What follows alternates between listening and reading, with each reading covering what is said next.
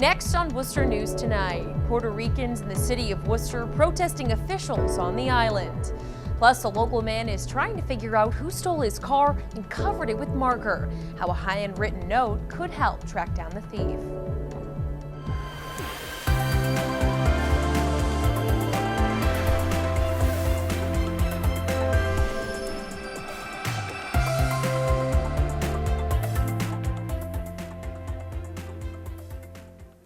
Good evening and thank you for joining us. I'm Anna Botari. Worcester's Puerto Rican community joined many across the country Monday in protesting against one of the island's top elected officials. Governor Ricardo Rossello is facing numerous federal corruption charges, and a leaked online chat has islanders and local Puerto Ricans looking for change. Our Cam Jandro is live in Worcester tonight with those details. Cam? Anna, there have been protests and rallies in Puerto Rico for the last week or so, but there was finally a demonstration in the city of Worcester earlier today. It was raining heavily for most of the evening, but that hasn't stopped people from coming down here and sharing their concerns. I talked to a few of the organizers who say they have family still in Puerto Rico, and the island just hasn't been the same since it was hit by Hurricane Maria. People in Worcester chant for change in Puerto Rico. Puerto Ricans are protesting after a profanity-laced online chat from Governor Ricardo Rossello was leaked. Worcester City Hall was filled with members of the local Puerto Rican community demanding Rossello to resign. He still refuses to resign, and we're just extending that message to Worcester to let our brothers and sisters in Puerto Rico know that we support them. The FBI arrested two of the top officials in Rossello's government on federal corruption charges just days before the online chat was leaked. Demonstrator Coqui Negron says it's painful to see such a scandal in her homeland. What we are seeing is misogyny, we're seeing homophobia, we're seeing classism, all of it together. Colonialism, all of it mixed in one. So what we want people is to learn about it. Worcester Mayor Joe Petty showed his support in front of the crowd. Puerto Rico's been a growing community here in the city of Worcester, and they're part of the city, and we're here to make sure that we stand by them. District 4 City Councilor Sarai Rivera says the city's Puerto Rican population is in the top 20 for mainland cities nationwide. Listen, we may be here stateside, but the reality is that we're with you in solidarity, we're with you at heart, and that we're sending a message. Rossello announced he won't seek re-election, but his term won't end until 2020. Demonstrators don't want to wait. We're just going to keep protesting until he goes home because our message is pretty loud and clear. We're going to stay put until he leaves. Now, today's rally was just one of many across the country as well as on the island. Some of the organizers here in the city of Worcester say if they have to do this every day, they will. We're live in Worcester tonight. I'm Cam Jandro, Worcester News Tonight. Congressman Jim McGovern also weighing in on the protests against Puerto Rican Governor Ricardo Rossello, saying in a tweet, "Speaking truth to power, standing up against corruption and lies, this is what America is all about. The people of Puerto Rico deserve to be heard, and I stand in solidarity with them."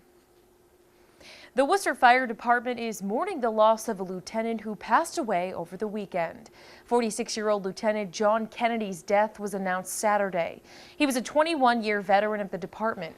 The union is calling the passing of Lieutenant Kennedy a line-of-duty death. They say his death was the result of injuries on the job. While they wouldn't get into specifics, the city of Worcester says his cause of death is still being determined.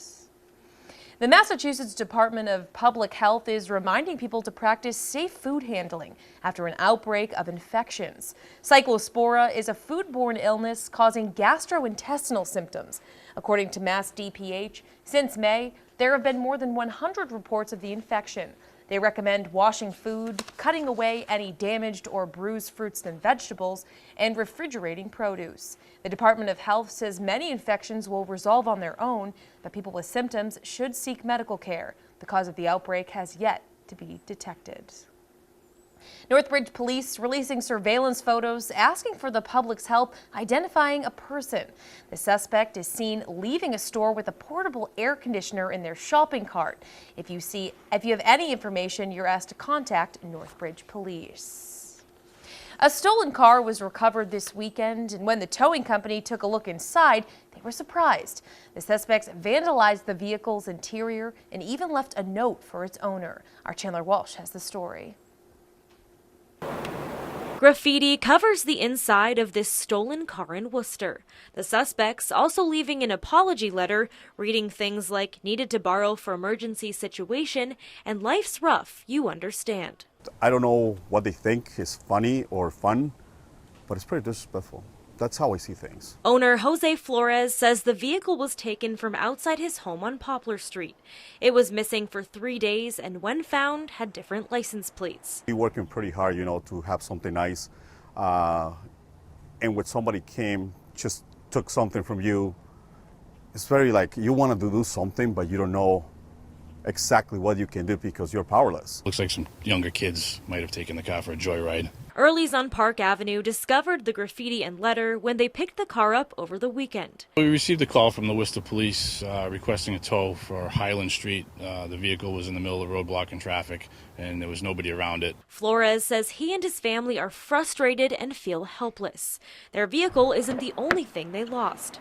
Flores says his wife had important documents for her job inside the vehicle and was fired for losing them. We didn't predict. We don't know somebody's going to steal those documents, and now the next day is like, okay, thank you very much for your work. See you later. Early's Towing says the car smells of marijuana and a bag of it was left on the front seat. Jay Sr. says they tow stolen vehicles every day, but this was a first. Stealing the car is one thing, but tagging it up is a totally different thing. That's something we cannot accept in this neighborhood. Chandler Walsh, Worcester News Tonight. Worcester City Council will take on the issue of plastic recycle bags Tuesday night. The proposal is part of the new Clean City program, which is hoping to cut down on the litter in Worcester as well as make the city more environmentally friendly. The idea, however, has been subject to debate. City Councilor George Russell was the only no vote when the bags were in a subcommittee last month. For some environmentalists, the footprint of the new recycle bags, it's what's concerning. The 2.4 million new clear plastic recycling bags means 135 tons of additional plastic waste in the name of recycling. That makes no sense. The council could vote on whether or not to use the bags tomorrow night. Dozens of Worcester City employees received CPR training today as part of a partnership between UMass Memorial Medical Center and the city. The program, called Prescription CPR, offers emergency medical training, stressing the importance of bystander CPR. UMass Memorial Medical Director Dr. Joseph Sabato says knowing how to perform CPR could mean the difference between life or death. It takes 8 minutes for EMS to come once you call 911 on an average basis.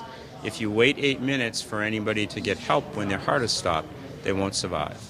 On the other hand, the opportunity to survive is there if you get CPR. These are the eyes and ears, and these are the first people, maybe before us, that interact with the general public. So whether it's the DPW workers, to the guys that rake the leaves, to the secretaries downstairs, they interact with the public every single day.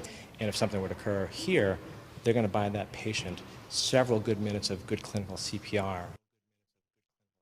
Sabato says the only bad CPR is no CPR. The American Heart Association is offering more CPR training throughout the community. Worcester-based Rotman's Furniture and Carpet is being purchased. It's being acquired by Vystar, a manufacturer of rubber latex products, which is also headquartered in Worcester. Rotman's is one of the largest independent furniture retailers in the country. It was founded by and has been led by the Rotman family for 50 years. It's a great partnership because Vystar needed a window to the retail world, which Rotman's provided for them. And Vystar provided for Rotman's greater access to capital and to technology, services, and programs outside of our own sphere, which would allow us to grow and progress and actually become even more competitive than we are at this moment. The new management says the transaction will not impact the Rotman store name or business practices. Tonight, we remember Paul Rogers, noted horticulturalist and longtime WTAG radio host. Rogers had a gardening column in the Telegram and Gazette and was also the host of Gardener's Calendar with Paul Rogers, which aired on WTAG Saturday mornings for more than 4 decades. Dave Russell, longtime producer of the show, describes the impact Paul had on his listeners. He came to WTAG and spoke to Dick Wright, who was the manager at the time. Yep. And he said to him, I'd be willing to do 1 minute or 3 minute gardening drop-ins over the weekend if you'd like to run them. And Dick Wright said to him, well, you know, Paul, we've been thinking about putting on a gardening show. And so they talked about it, and he said, yeah, we'll do that on Saturday morning. That's fine. And he agreed to that. They started out with an hour show and became an hour and a half the second week. Paul Rogers was 90 years old.